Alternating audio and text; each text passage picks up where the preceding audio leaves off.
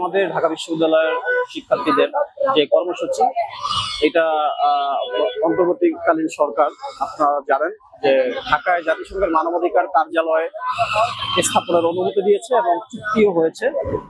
তো আমরা আসলে এটার বিরুদ্ধে আজকের এই মুভমেন্টটা, এবং মূলত অনেকগুলো কারণ আছে আজকের এই প্রতিবাদ সমাবেশের, বাট মূল 4টা কারণ আমরা আমাদের প্রেস রিলিজের মধ্যে দিয়েছি। একটা হচ্ছে সার্বভৌমত্ব সমস্যা, মানে জাতিসংঘের মানবাধিকার সংস্থা যদি আসে আমাদের পার্বত্য চট্টগ্রামে অস্থিতিশীলতা বাড়বে।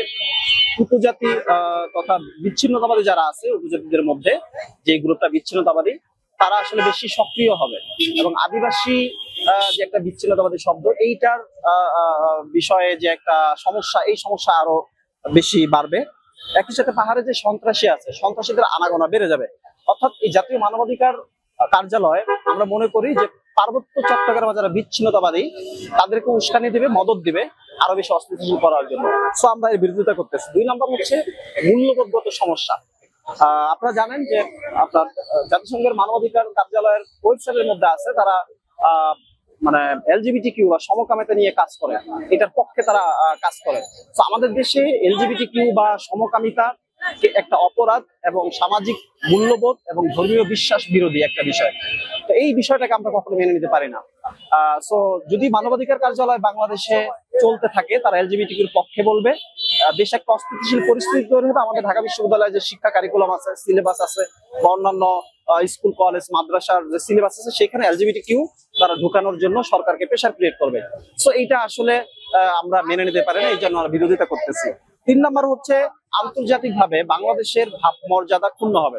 যেসব দেশে জাতিসংঘের মানবাধিকার কার্যালয় আছে, সেই সব দেশ আন্তর্জাতিকভাবে সেসব দেশের স্ট্যাটাস খুবই নিম্নমানের। সো দেশে যারা আছে এবং বিদেশে যারা যাবে, যখন কোনো বিদেশি শুনবে বা জানবে বাংলাদেশে মানবাধিকার কার্যালয় আছে, তারা ওই বাংলাদেশি খুব ছোট করে দেখতে পারে এবং অন্যান্য বাংলাদেশিরা বিব্রতকর পরিস্থিতিতে পড়তে পারে। সো আমরা এই কারণে আসলে জাতিসংঘের মানবাধিকার কার্যালয়ের বিরোধিতা করছি। 4 নম্বর সেটা হচ্ছে মানবাধিকার কার্যালয় তারা মৃত্যুদণ্ডের বিরুদ্ধে তাদের একটা অবস্থান আছে, যে খুনি হোক ধর্ষক হোক তাকে মৃত্যুদণ্ড দেওয়া যাবে না। বাট আমরা মনে করি যে যারা ধর্ষক, যারা খুনি সত্যিকার অর্থেই যদি প্রমাণ হয়, তাকে আমাদের যে বাংলাদেশে প্রচলিত আইন আছে, এই আইন অনুযায়ী খুনিদের বা ধর্ষকদের মৃত্যুদণ্ড কার্যকর করতে হবে। বাট এইটা নিয়েও মানবাধিকার কার্যালয়ের সাথে আমাদের একটা কনফ্লিক্ট তৈরি হবে। তারা মৃত্যুদণ্ড চায় না, সরকারকে প্রেশার ক্রিয়েট করবে যে কোনো ধর্ষককে মৃত্যুদণ্ড দেওয়া যাবে না, কোনো খুনিকে মৃত্যুদণ্ড দেওয়া যাবে না। বাট আমরা চাই তাদের মৃত্যুদণ্ড দেওয়া হোক।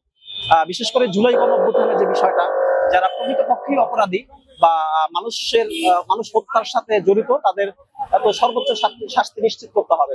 তো এইটা একটা বাধা হয়ে দাঁড়াবে এই জাতিসংঘের মানবাধিকার কার্যালয়। তো আমরা এর বিরোধিতা করতেছি। তো সার্বিকভাবে আমরা বলতে চাই, জাতীয় মানবাধিকার কার্যালয় যদি বাংলাদেশে চালু থাকে, তাহলে দেশ অস্থিতিশীলতা বাড়বে, শান্তির দেশ অশান্তি হবে, এবং মানবাধিকারের নামে দেশের ভাবমর্যাদা ক্ষুণ্ণ হবে, দেশের আইন শৃঙ্খলা পরিস্থিতির অবনতি হবে, দেশের শিক্ষা প্রতিষ্ঠানে যে আমাদের চিরাচরিত মূল্যবোধ, আচার, বিশ্বাস, এগুলো উঠে যাবে, এবং এমন একটা প্রজন্ম আমরা পাবো যেই প্রজন্মের মধ্যে আমাদের দেশের যে চিন্তাধারা এখন আছে, এইটা আসলে কোনো এক সময় থাকবে না। ফলে আমরা মানে অবধারিত ভাবে, অবচেতন ভাবে আমরা একটা মানে ইউরোপ বা আমেরিকার দাসের জাতিতে পরিণত হব। আমরা এর বিরোধিতা করতেছি। ধন্যবাদ।